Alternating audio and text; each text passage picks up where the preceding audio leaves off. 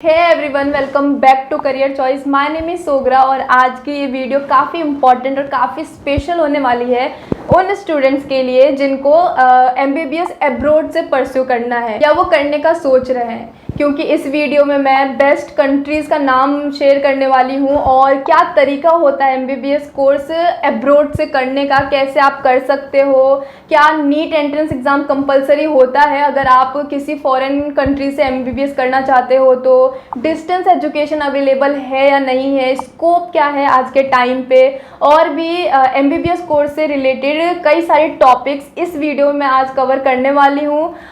इस वीडियो को स्टार्ट करने से पहले मैं एमबीबीएस कोर्स को थोड़ा ब्रीफ आउट कर देती हूँ कि एक्चुअल में एमबीबीएस कोर्स है क्या, आप कैसे एमबीबीएस कोर्स को कर सकते हो अगर आप इंडिया में भी करते हो तो, और एलिजिबिलिटी क्राइटेरिया क्या है, फीस, सैलरी और क्या होती है, करियर स्कोप्स क्या है, आपको जॉब प्रोफाइल कौन कौन सी मिलती है इस कोर्स को कंप्लीट करने के बाद। वैसे तो इन टॉपिक्स पे एमबीबीएस कोर्स के बारे में मैंने ऑलरेडी एक वीडियो बना रखी है जो आपको आई बटन पे मिल जाएगा और आपको लिंक मैं डिस्क्रिप्शन में भी दे दूंगी, तो आप वहां से भी जाके देख सकते हैं। Now without further delay let's start. जैसा कि आप जानते हैं कि इंडिया में जनरली जो पेरेंट्स होते हैं वो अपने बच्चे को एक डॉक्टर बनाना चाहते हैं।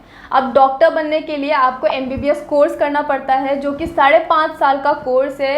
ये एक अंडर ग्रेजुएट डिग्री प्रोग्राम है जिसको कंप्लीट करने के बाद आपके नाम के आगे डीआर वर्ड जुड़ जाता है, जो कि काफ़ी प्रोफेशनल लगता है और काफ़ी रिस्पेक्ट मिलती है। एलिजिबिलिटी क्राइटेरिया की बात करें तो 11th-12th क्लास में आपके पास पीसीबी सब्जेक्ट होना कंपलसरी है। पीसीबी का फुल फॉर्म है फिजिक्स, केमिस्ट्री एंड बायोलॉजी। ये सब्जेक्ट्स होना आपके पास कंपलसरी है और आपको 12th क्लास में 50 to 60% मार्क्स सिक्योर करना ज़रूरी है, और आपका एज जो है मिनिमम एज आपका 17 ईयर्स होना चाहिए, तभी आप एमबीबीएस कोर्स को ऑप्ट कर सकते हैं। और इस कोर्स को करने के लिए एक एंट्रेंस एग्ज़ाम होता है जो कि नीट, ये एंट्रेंस एग्ज़ाम देना कंपलसरी होता है, तभी आप आगे एमबीबीएस कोर्स को परस्यू कर सकते हैं। इस कोर्स को करने के लिए आपके फीस जो लग जाते हैं वो 10 to 20 लाख लग जाता है। गवर्नमेंट कॉलेजेस होती है उसमें आपके जो फीस लगता है वो कम लगता है एज कंपेरिजन टू आपके प्राइवेट कॉलेजेस। और नीट एंट्रेंस एग्ज़ाम देने के बाद अगर आप एक अच्छा रैंक सिक्योर कर लेते हैं, एक टॉप यूनिवर्सिटी में आपका नंबर आ जाता है या उन टॉप यूनिवर्सिटी में आप सीट सिक्योर कर लेते हैं, तब आपका जो फीस है वो और भी कम होता है। मतलब कि मान लो आपके 6,000 के अंदर अंदर आपका पूरा फुल कोर्स हो जाता है। बट ये तभी होता है जब आप नीट एंट्रेंस एग्ज़ाम में एक अच्छा सीट सिक्योर, एक अच्छा रैंक ले आते हो तो। और इस कोर्स को कंप्लीट करने के बाद आपको average 6 lakh per annum salary मिल जाती है और ये एक्सपीरियंस और नॉलेज के साथ बढ़ती भी है। नाउ बैक टू जो हम आज की इस वीडियो में डिस्कस करने वाले हैं कि अब्रॉड में अगर आपको पढ़ाई करना है, अब्रॉड में अगर आपको एमबीबीएस परस्यू करना है तो आप कैसे कर सकते हो। उससे पहले हम देख लेते हैं कि बेस्ट कंट्रीज़ कौन सी है। नॉर्मली जो एमबीबीएस कोर्स करने के लिए बेस्ट और फेमस कंट्री है वो है रशिया एंड यूक्रेन। अब ये कंट्रीज़ फेमस इसलिए है क्योंकि यहाँ पे जो इंफ्रास्ट्रक्चर है वो काफ़ी अच्छा है और जो पढ़ाने का तरीका है वो भी काफ़ी अच्छा और काफ़ी स्ट्रिक्ट पढ़ाई होती है यहाँ। अब हम देख लेते हैं कि अगर आपको एमबीबीएस कोर्स को अब्रॉड से परस्यू करना है तो आप कैसे करोगे। अब इसके लिए क्या होता है कि आपको नीट एंट्रेंस एग्ज़ाम क्वालिफाई करना होता है, और अगर आप नहीं भी करते हो फिर भी आप अब्रॉड में एडमिशन ले सकते हो। आप बिना नीट एंट्रेंस एग्ज़ाम दिए भी एडमिशन ले सकते हो, और यही सबसे बड़ा रीज़न है कि इंडिया में जो स्टूडेंट्स है वो मोस्टली बाहर जाके एमबीबीएस कोर्स करते हैं। वहाँ पे स्कोप अच्छा है और एडमिशन भी इजीली हो जाता है। अब ये अच्छा भी है क्योंकि बार बार ड्रॉप देके नीट एंट्रेंस एग्ज़ाम की प्रिपरेशन करने से अच्छा है कि आप बाहर के किसी प्राइवेट यूनिवर्सिटी में या बाहर के किसी फॉरेन कंट्री में एडमिशन ले लो। वैसे तो दूसरा ऑप्शन भी है जो कि आप इंडिया से प्राइवेट मेडिकल कॉलेजेस से भी MBBS कोर्स कर सकते हो, लेकिन ये एक गुड चॉइस नहीं है उन स्टूडेंट्स के लिए जिनका फाइनेंशियली बैकग्राउंड अच्छा नहीं है। अब जिनको फाइनेंशियली कोई दिक्कत नहीं है उनके लिए तो अच्छा है, बट जिनका नहीं है उनके लिए काफ़ी दिक्कत होगी, काफ़ी बर्डन पड़ जाएगा उनके पेरेंट्स पे, क्योंकि इंडिया में जो प्राइवेट यूनिवर्सिटीज़ है उनका नॉर्मली 45 to 55 लाख लग जाता है इस कोर्स को कंप्लीट करने के लिए। इसलिए जो गुड चॉइस है वो आपका एब्रोड से पढ़ना ही है।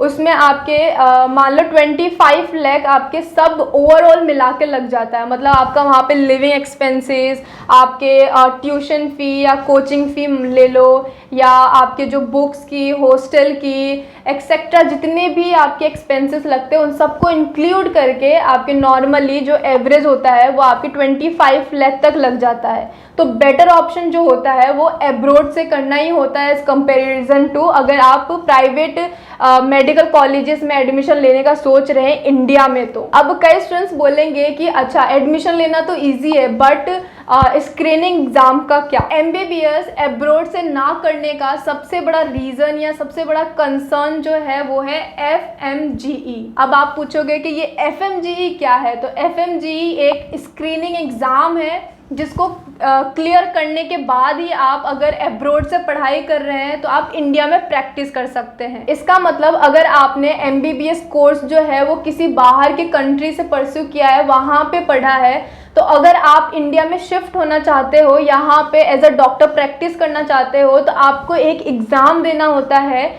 जिसका नाम है FMGE। इसको स्क्रीनिंग एग्ज़ाम कहते हैं।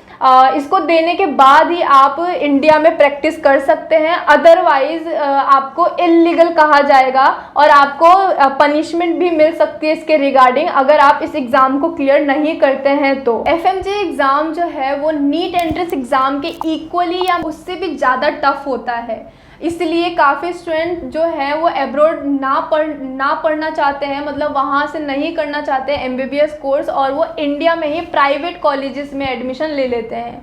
बट अगर आप देखो तो इतना भी टफ नहीं होता है। अगर आप अपने फर्स्ट डे से, अगर आपने एब्रोड या फॉरेन किसी कंट्री में एडमिशन ले लिया है, तो आप अपने फर्स्ट ईयर से या फर्स्ट डे से ही FMGE एग्ज़ाम की प्रिपरेशन करना स्टार्ट कर दो, तब आपके लिए इतना टफ नहीं पड़ेगा। या फिर अगर आप जेन्युइनली इस कोर्स को पढ़ते हो, समझ के पढ़ते हो, सिर्फ डिग्री पाने के लिए नहीं, बट आप जेन्युइनली अच्छे से पढ़ते हो, तब आपके लिए बिल्कुल टफ नहीं पड़ेगा, आप इसको क्लियर कर सकते हो। बट उन स्टूडेंट्स के लिए टफ पड़ता है जो इंडिया में बिलो एवरेज या मेडियोकर स्टूडेंट्स होते हैं और वो एब्रोड में जाके MBBS कोर्स चूज़ कर लेते हैं। उनके लिए ऑफ कोर्स टफ पड़ेगा क्योंकि वो पढ़ाई नहीं करते हैं डेली बेसिस पे, और एंड में 1 साल बचता है या फिर एग्ज़ाम देने की बारी आती है तब वो फटाफट पढ़ना शुरू करते हैं, तो ऑफ कोर्स उनके लिए टफ पड़ेगा। बट अगर आप फर्स्ट डे से ही प्रिपरेशन स्टार्ट कर देते हैं, उसकी थोड़ा पढ़ना स्टार्ट कर देते हैं, आप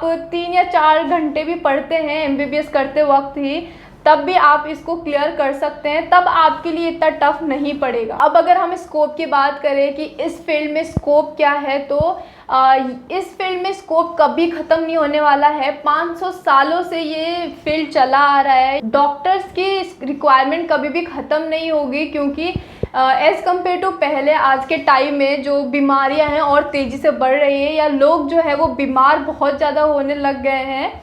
अब इसका रीज़न आप कुछ भी ले लो, फास्ट फूड ले लो या अपना डाइट पे इफ़ेक्ट पड़ा उसका ले लो, ये सब चीज़ें तो अलग है, बट डॉक्टर्स की नीड जो है वो और ज़्यादा बढ़ती जा रही है। और एक स्टडी से पता चला है कि 2.03% डॉक्टर्स की नीड होगी 2030 तक, इतनी नीड बढ़ जाएगी डॉक्टर की। तो जो स्कोप है और ज़्यादा बढ़ गया है, तो अगर आप करने का सोच रहे हैं तो इसमें कोई डाउट नहीं है, स्कोप बहुत अच्छा है, बहुत सारा स्कोप है, आप इस कोर्स को परस्यू कर सकते हैं। बट अगर आप पैशनेट हैं, अगर आप जेन्युइनली करना चाहते हैं तभी करना इस कोर्स को, क्योंकि ये कोर्स टफ़ है, जैसा कि आप भी जानते हो या आपने सुना ही होगा, ये कोर्स काफ़ी टफ़ है। तो इसीलिए अगर आप पैशनेट है इस कोर्स को करने के लिए, आपको अच्छा लगता है दूसरों का इलाज करना या हेल्प करना, इसके बारे में आप पहले अच्छे से रिसर्च कर लेना, उसके बाद से ही आप इस कोर्स को परस्यू करना। अब जो नेक्स्ट क्वेश्चन या नेक्स्ट क्वेरी कह लो वो ये है कि डिस्टेंस एजुकेशन अवेलेबल है क्या एमबीबीएस कोर्स में। इस कोर्स में मतलब कि एमबीबीएस कोर्स में डिस्टेंस एजुकेशन बिल्कुल भी अवेलेबल नहीं है, क्योंकि ये जो कोर्स है एमबीबीएस का ये थ्योरेटिकल बेस नहीं है।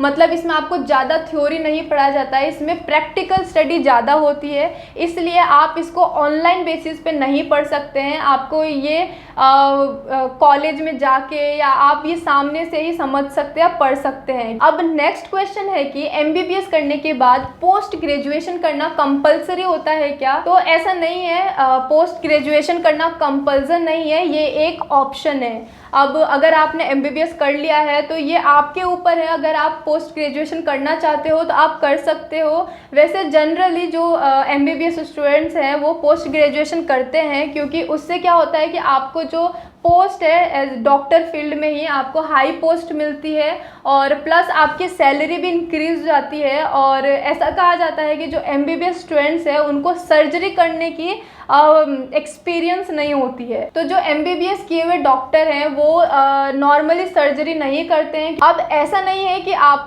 एमबीबीएस करने के बाद सर्जरी नहीं कर सकते हो, आप कर सकते हो, बट ये एक एक्सपीरियंस के साथ ही कर सकते हो। आप अगर फ्रेशर हो तो आप डायरेक्टली सर्जरी नहीं कर सकते हो, उसके लिए भी आप एक एक्सपीरियंस गेन कर लोगे तभी आप कर सकते हो। बट ऐसा नहीं है कि एमबीबीएस के बाद सर्जरी नहीं कर सकते हो, आप कर सकते हो, बस एक्सपीरियंस लेने के लिए जनरली जो स्टूडेंट्स है वो पोस्ट ग्रेजुएशन करते हैं। अब आज की इस वीडियो में बस इतना ही। अगर आपको एमबीबीएस से रिलेटेड और कोई क्वेरी या डाउट है तो आप मुझे कमेंट में बता सकते हो। तो अगर आपको ये वीडियो अच्छी लगी या ये आपके लिए थोड़ा भी हेल्पफुल रहा है तो आप इस वीडियो को लाइक कर सकते हैं। आप मुझे कमेंट डाउन करके बता सकते हैं कि आपको ये वीडियो कैसा लगा, और आप मेरे इस चैनल को सब्सक्राइब कर सकते हैं। So thank you so much.